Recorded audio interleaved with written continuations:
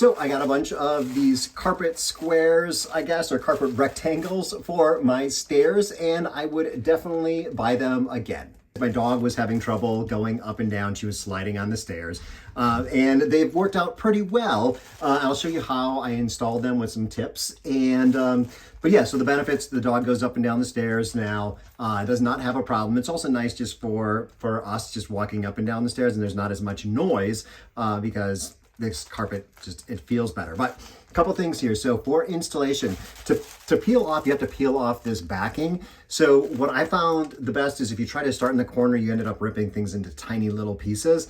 But if you sliced all the way straight down the center with a scissors and then started pulling it from the center, that seemed to work the best for removing backing in the fewest pieces possible. I still ended up usually pulling off little pieces in the corners.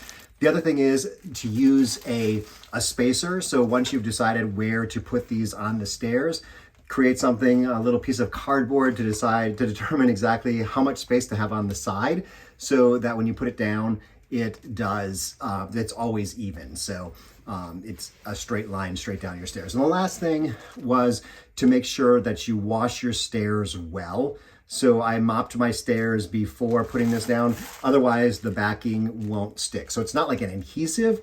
It's just like a really sticky rubber. So far, we haven't had any problems with things sliding. There have been a couple of corners that just aren't sitting fully down, but I guess that's okay.